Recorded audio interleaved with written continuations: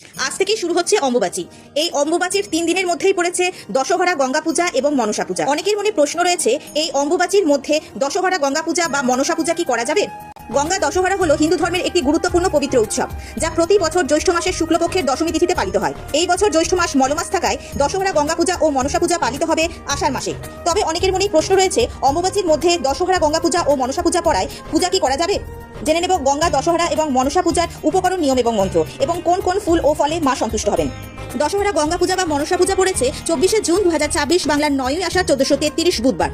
দশমী তিথি শুরু হচ্ছে 23শে জুন 2026 বাংলার 8ই আষাঢ় 1433 মঙ্গলবার রাত্রি 7:45 থেকে। দশমী তিথি সমাপ্ত হচ্ছে 24শে জুন 2026 বাংলার 9ই আষাঢ় 1433 বুধবার রাত্রি 8:22। এই দিনই রয়েছে শ্রী শ্রী গঙ্গা পূজা দশহরা ও শ্রী শ্রী মনসা দেবীর পূজা। বুধবার সারাদিন দশমী তিথি থাকায় আপনারা দশহরা গঙ্গা পূজা সকালবেলায় করে নিতে পারেন। পূজার সবথেকে শুভ সময় থাকতে চলেছে সকাল 7:42 থেকে 11:15 মধ্যে। মা মনসা দেবীর পূজা কিন্তু সকাল সকালই করা ভালো। আষাঢ় মাসে মনসা পূজার আরও একটি তারিখ রয়েছে, সেটি হলো 17 জুলাই 2026 বাংলার 32শে আষাঢ় 1433 শুক্রবার। এই দিন শ্রী শ্রী মনসা দেবী ও অষ্টনাগ পূজা মাসব্যাপী আরম্ভ। এই দিন পূজার সবথেকে শুভ সময় থাকতে চলেছে দিবা 5:56 গতে 6:51 মধ্যে, আবার 9:31 গতে 10:24 মধ্যে।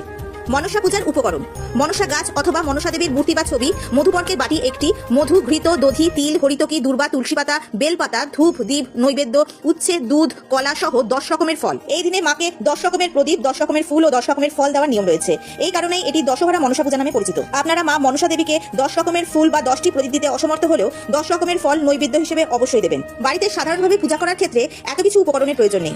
সেক্ষেত্রে মনসা গাছ অথবা মনসা দেবীর মূর্তি বা ছবি, ঘট, দুধ, কলা, ধান, দূর্বা, চন্দ্রমাল্য, ফুল 10 রকমের ফল দিয়ে বাড়িতে পুজো করতে পারেন। অনেকের মনে প্রশ্ন রয়েছে, অম্বুবাচীর মধ্যে পড়েছে এই দশহরা গঙ্গা পূজা এবং মনসা পূজা, তাহলে এই পুজো কি করা যাবে? অম্বুবাচীর মধ্যে দশহরা মনসা পূজা পড়েছে, এতে ভয়ের কোনো কারণ নেই। আপনারা প্রত্যেকেই এই পুজো করতে পারবেন, কারণ অম্বুবাচী মূলত বিধবা এবং সাধু সন্তদের ব্রত। সুতরাং আপনারা যারা সধবা রয়েছেন তারা সকলেই কিন্তু অম্বুবাচীর ব্রত করছেন না। যারা অম্বুবাচীর ব্রত করছেন না তারা নির্দ্বিধায় মনসা পুজো করতে পারে। এই দশহরা পুজো হলো মা মনসাকে সন্তুষ্ট করার সুবর্ণ সুযোগ। পুজোর নিয়মাবলী: পুজোর আগের দিন নিরামিষ আহার করে সংযম পালন করুন। পুজোর দিন সকালবেলায় ঘুম থেকে উঠে স্নান সেরে শুদ্ধ বস্ত্র পরুন। তারপর মনসা গাছের ডাল, মনসা মূর্তি বা প্রতিকৃতি প্রতিষ্ঠা করুন। এরপর মনসা দেবীকে 10 রকমের ফল, মিষ্টি, বাতাসা, দুধ, কলা নৈবেদ্য হিসেবে অর্পণ করুন। যেহেতু দশহরা মনসা পূজা, সেই জন্য 10 রকমের কোটা ফল অর্পণ করবেন। মনসা দেবীকে অবশ্যই লাল জবা অর্পণ করবেন। লাল জবা ফুল ও বেলপাতা নিয়ে পুষ্পাঞ্জলি মন্ত্র জপ করবেন।